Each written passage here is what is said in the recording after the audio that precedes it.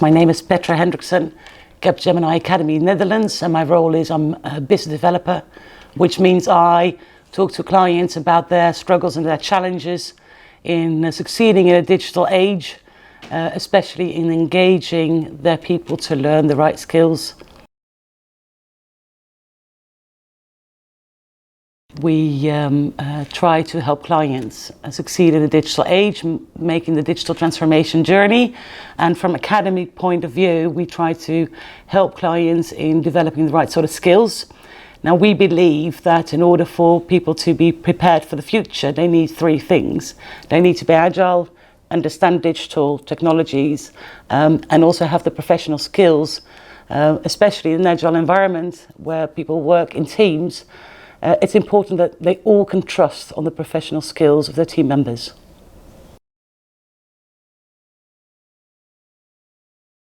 Well, the main reason for adopting a standard framework like ECF would be when organisations are considering an organisational change, either through reorganisations or outsourcing, where they see there's a gap in skills and people need to be more fit for future.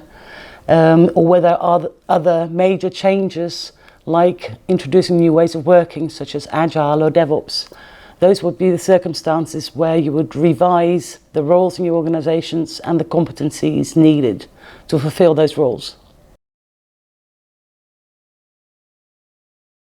The major changes that we see occurring when adopting ECF for HR, we see that the performance and appraisal cycles change, where there becomes more of a learner focus or learning focus. Also, we see that HR is really helped using a standard framework, where IT might be sometimes a bit difficult to grasp for many HR people because of the terminology, a lot of jargon being used. It really gives a handy tool. For IT professionals, we see that they have more of a feeling of the whole value chain that they're part of and their role, how they can contribute, and also what other role changes they might consider. So that really helps their learning. And also it supports them in having more of a learning orientation with the skills that they can, the competencies that they can look at, and the different proficiency levels. And for managers, the change is that they have a more of an open, candid conversation with their people, considering the competency levels. You know, there might be a gap in the way that an employee looks at himself and the manager looks at that person, or even team members might look at that person. And that's a good basis for a good conversation about growth.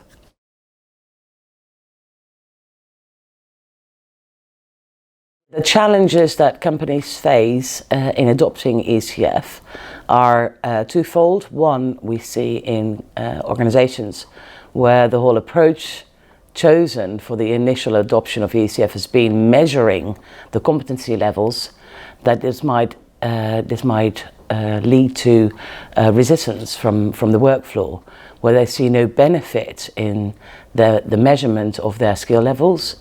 However, if you add a learning element and provide training courses related to the competency levels and give them the freedom to select courses and follow those courses, there's a real what's in it for me. So that's been an important lesson learned. And secondly, at first glance, ECF might look a little bit old-fashioned with a design, build, run approach, which is a bit waterfall-like. However, we've also found that if you look a bit deeper, for instance in the organizations who've adopted DevOps, they can really link the DevOps roles and required competencies with the definitions provided by ECF. So although it looks a bit old-fashioned, it gives a lot of tools and definitions that are very useful. I think it really helps to have a standard, market standard framework to speed up discussions on definitions, especially if you have different groups discussing definitions. It might take a long time to come up with the perfect answer yourself as an organisation.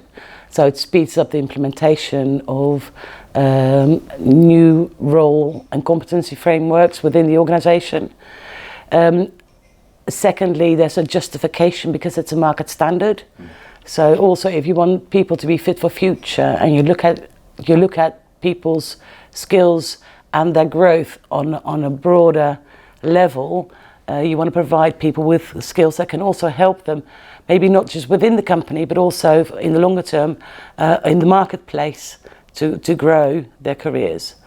And thirdly, and I think the most important one, it helps sharing best practices and experiences of adopting ECF, of changing organisational structures, roles, competency levels across organisations. So that's been a real benefit for us, we think, and for the organisations that we've worked with.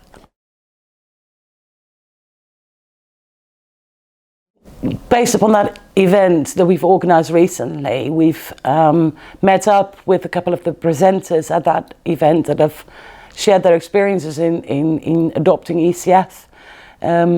In that meeting, a smaller meeting, we found that there's a lot of best practice that we could share. For instance, one of the banks had created a persona for one of the roles, which was very modern looking, was DevOps oriented, very hip and trendy, attractive, and also gave some guidance to potential learning. So that's a very attractive, interesting way of approaching it. So that's the best practice we'd like to share. Another insurance company created a Power BI tool to connect competencies to all their learning solutions they had available in their learning management system, which makes it very adaptable because it's a Power BI tool. So that's another best practice that we might be interested to share.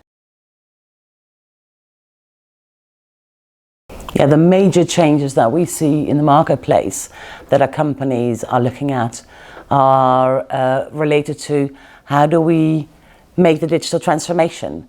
So how do we move towards the cloud? How do we become more client-centric? How do we become more data-driven and agile? And how do we create autonomous teams that can work and collaborate effectively to adopt all those changes? Now, in order for that change to occur, you need to change the organisation, the processes, the systems, but we see most importantly, engage people in that journey. Now, as we believe is really important, is that these people have the professional skills that the team members can rely on, have the agile skills to work in those autonomous teams, more self-organising, more iterative, creating real value quickly for the business.